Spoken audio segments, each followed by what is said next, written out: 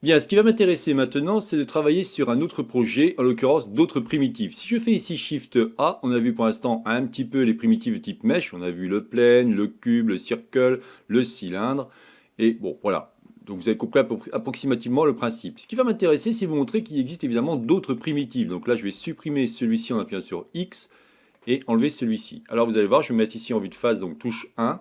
Rappelez-vous que vous allez ici vous allez dans Viewpoint, pardon, ici vous allez sur Front et vous récupérez la vue de face. Bien. Ici, je vais faire un Shift A, je vais mettre en premier une courbe de type Bézier. On va cliquer ici.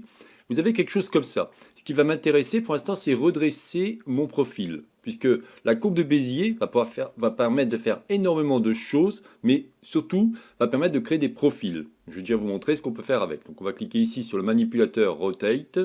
On va venir ici et on va aller par rapport à lui à 90 degrés. Voilà, parfait. Ce que je vais faire, c'est que je vais faire un duplicate de celui-ci, donc Shift D, en appuyant sur X pour contraindre celui-ci sur l'axe X. On va se mettre ici, et encore Shift R pour dupliquer, enfin répéter l'information. Après, ce que je vais faire, toujours par rapport ici à mon curseur, c'est là où va se positionner l'élément que je vais demander d'ajouter. Si je fais Shift A, je vais lui mettre cette fois-ci une courbe de type toujours curve mais en circle. Alors on dit courbe de Bézier, mais on dit aussi curve ou NURBS. Bon, je ne m'étalerai pas dessus. Si vraiment vous voulez en savoir plus, là aussi, j'ai fait une formation dédiée à ça et vraiment qu'à ça. Je vous explique tout à 100% par rapport au curve. Là, cette formation, c'est juste pour vous montrer qu'on va pouvoir utiliser d'autres techniques pour modéliser d'autres objets. Là aussi, simple, mais j'aime bien essayer de vous montrer tout ce qu'on peut faire, enfin tout, non, parce qu'il y a tellement de choses à faire sur Blender, mais déjà vous montrer un petit peu ce qu'il en est. Bon, maintenant qu'on a vu ça, on va pouvoir se pencher sur cet élément-là. Par exemple, le premier qui est ici. Je vais agrandir celui-ci et on va regarder à cet endroit-là. Vous voyez que c'est marqué ici, propriété de l'objet. On a donc un nouvel icône. Si je fais ici Shift A, je mets un autre mesh, par exemple cube, vous voyez que d'un seul coup il a disparu. Donc ça veut bien dire que à chaque fois que vous allez ajouter une primitive, et non un mesh, pardon, une primitive, ça peut être, si je fais Shift A, vous avez plein de types de primitives. Hein. Vous avez primitive de type Mesh, Curve, Surface, Metaball, Text, Volume. Là aussi, si vous êtes intéressé, j'ai fait à chaque fois une formation complète pour chaque primitive. Bon. Donc si je reviens ici, je viens à cet endroit-là, je viens ici, je viens donc ici. Vous allez avoir donc différents modes. Alors on va pas tout voir, hein. C'est juste vous expliquer. Ce qui va m'intéresser, c'est surtout ici le module géométrie. Alors déjà, quand je viens par exemple au niveau de def, si je fais ça, je vais pouvoir par exemple créer une espèce de petit tuyau comme ça. Vous voyez, ça c'est vraiment génial. De suite, par rapport à mon profilage, donc par rapport au trait que j'ai défini, je vais pouvoir définir def, c'est-à-dire on va avoir une profondeur. Alors il peut servir à la fois de profondeur pour créer comme un tuyau, mais il peut aussi servir, parce que là je suis en résolution, par exemple je vais mettre à 0, vous voyez j'ai carrément un carré. Donc on va pouvoir modéliser une forme en fonction de ce qu'on cherche. Là on va se mettre à 4, comme c'était marqué. Parfait. Ensuite, je peux prendre par exemple celui-ci. Celui-ci, je crois que je vais faire un duplicate en plus. On va faire Shift D, X, et on va se mettre, voilà, on aura 4 comme ça me paraît pas mal. Ok. Ici, si je prends le même objet, toujours ma courbe de Bézier, on a donc vu ici ce qu'on appelle le def. Le def, comme je vous dis, va servir à la fois pour créer par exemple des tuyaux, mais on va pouvoir aussi créer ce qu'on appelle un chanfrein. J'y reviendrai une fois que ce sera fait.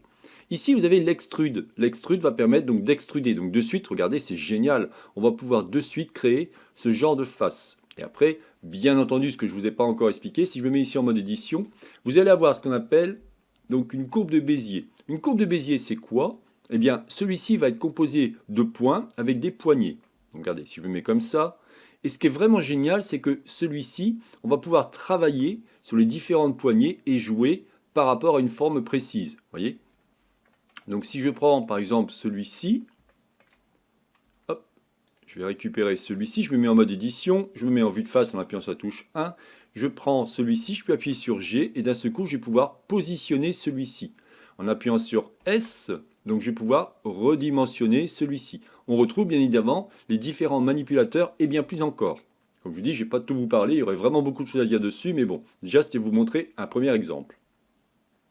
Là, je diminue celui-ci, vous voyez, d'un seul coup, on a quelque chose de différent. Si j'appuie sur R, je vais pouvoir lui faire subir une rotation. Donc par exemple, je pourrais commencer à faire ça, prendre celui-ci.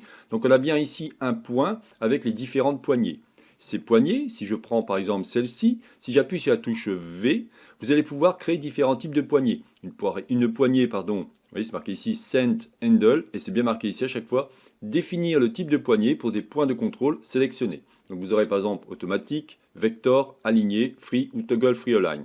En général, je vais travailler sur deux, soit automatique, soit vector. Mais bon, déjà, on va rester comme ça.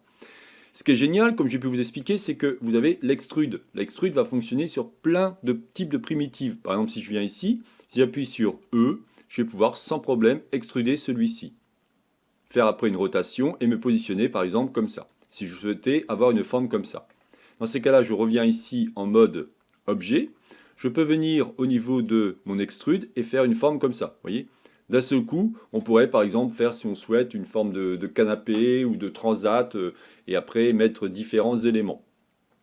Encore une fois, comme je dis souvent à mes élèves, seule votre imagination vous arrêtera. Donc moi, je vous explique un petit peu comment faire cela. Bon. Donc là, on a vu qu'on peut utiliser, donc on a vu ici qu'on a un premier, ici on a un deuxième, mais là, j'ai utilisé que le extrude. Mais qu'est-ce qui se passe si j'utilise du def? Ben regardez, si je fais ça, d'un seul coup, on va avoir quelque chose comme ça. Ça, c'est vraiment génial. Ça pourrait faire comme un coussin, par exemple. Ce qui est pas mal aussi, c'est qu'on va pouvoir utiliser ici ce qu'on appelle le fill caps. Donc d'un seul coup, on va boucher les trous. OK? Après, comme je l'ai dit, on a ici la résolution. Donc on pourrait faire une résolution différente. Bien. Quel va être le troisième élément? Alors, si je viens par exemple ici, vous voyez que ici, alors vous savez quoi, je vais faire encore, ça vous aurez plein d'exemples, bien entendu je vous l'enregistre. Hein. Voilà, on va prendre celui-ci, on va se mettre comme ça, hop, on va cliquer. Vous voyez, à chaque fois j'essaye de bien prendre les manipulateurs pour vous aider. Alors là je vais faire un E, X, pour avoir un troisième élément ici. Et là par exemple je pourrais faire un G, Z et le monter un peu comme ça. Voilà, il faut avoir une courbe dans ce style-là. Vous avez vu que si j'utilise l'extrude, je vais donc pouvoir créer, alors pas l'extrude, pardon, si j'utilise le def, je vais pouvoir créer un tuyau. Ce tuyau a une forme ronde. Si pour X raison vous voulez une forme différente, dans ces cas-là, on va pouvoir utiliser une autre courbe de Bézier. Si je fais Shift A et je vais mettre Curve Circle, donc là je ne suis pas au bon endroit mais il va revenir, il doit être ici, voilà, parfait. Je vais prendre le manipulateur, je vais faire ici, on va se mettre par là et on va se mettre par là pour être bien en face. Cet élément-là va donc pouvoir, là il est rond, donc aucun intérêt. Mais si pour X raison, vous voulez modifier celui-ci, par exemple je vais prendre celui-ci, celui-ci, vous savez quoi, on va faire différemment. On va prendre l'ensemble, et on va aller ici où c'est marqué segment, et on va subdiviser celui-ci. Comme ça j'ai différents points qui ont été rajoutés. Après ce que je vais faire, c'est que je vais prendre un point ici, un point ici, un point ici, et un point ici. Et là je vais appuyer sur la touche S pour faire une forme dans ce style-là. Voilà, quelque chose comme ça. Pour X raison, vous souhaitez avoir une forme comme ça. Eh bien là, si je reviens à ce niveau-là, pour l'instant, ce n'est pas possible. Par contre, si je viens ici au niveau de l'objet, je vais pouvoir sélectionner avec ma petite pipette qui est ici, récupérer ma forme qui est ici. Vous voyez, c'est marqué objet Bézier Circle 1. Et d'un seul coup, vous voyez, on a une forme de... Ça pourrait ressembler à un churros, par exemple. Pour vous donner un ordre d'idée. Je peux faire ça, appuyer sur E et continuer. Ça, c'est vraiment génial. On peut aller encore plus loin. Ici, si je reprends cette forme-là, voilà, cette forme-là, on est donc en round. On peut se mettre en objet. Dans ces cas-là, on perd le profil et on va travailler par rapport à un objet défini. Mais on peut travailler ici par rapport à un profil. Vous voyez que là, j'ai quelque chose de bien plat. Mais si d'un seul coup, je vais modifier ici mes points en faisant des mouvements comme ça, donc je vais cliquer sur chaque point comme ça, on va pouvoir créer une forme complètement différente. Dans ces cas-là, il va falloir un petit peu augmenter la résolution pour avoir quelque chose de plus sympathique. On va se mettre par exemple à 12 et on aurait quelque chose comme ça. Alors ça pourrait par exemple la création d'une corniche, ça pourrait être plein de choses, évidemment. Alors on n'est plus trop dans le low poly puisque là, il va quand même faire un petit peu de résolution. Mais je voulais vous montrer qu'il existe d'autres types de primitives qui permettraient de faire des trucs extrêmement intéressants.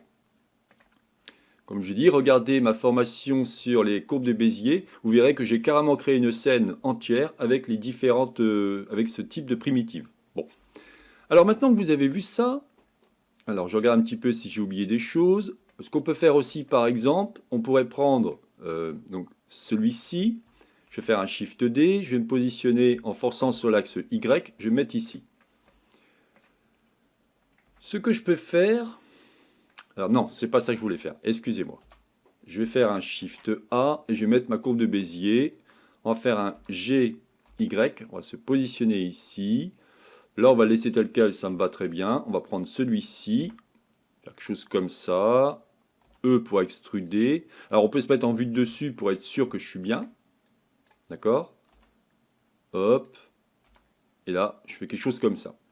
Ici, donc, vous avez vu ce qu'on appelle la géométrie. Donc, si je reviens comme ça, vous avez ici le shape et ici, vous avez la géométrie. D'accord? Le shape, en fin de compte, vous allez pouvoir travailler soit en 2 dimensions, soit en 1 dimension. Ça veut dire quoi? C'est que si d'un seul coup, je lui mets ici un petit peu de bevel, donc chose comme ça, et que d'un seul coup, je veux prendre mon élément, et lui, je dis, bah tiens, tu vas te lever comme ça, d'accord? Si je récupère l'ensemble et que j'appuie ici sur 2D, automatiquement, il va se remettre à plat.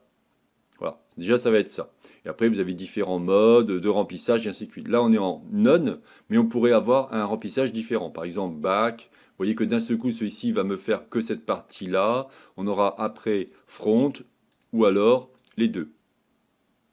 Moi, je mets rien, je mets none. Comme ça, moi, je suis comme ça. Bien.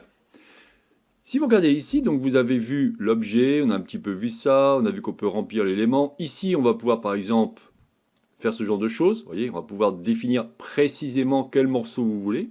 Donc ça peut être très sympathique aussi. Après, ici, au niveau de Pass Animation, ça, je veux le pass. Mais par contre, ici, vous pouvez, par exemple, fermer votre forme. Vous voyez, ça peut être très sympathique aussi.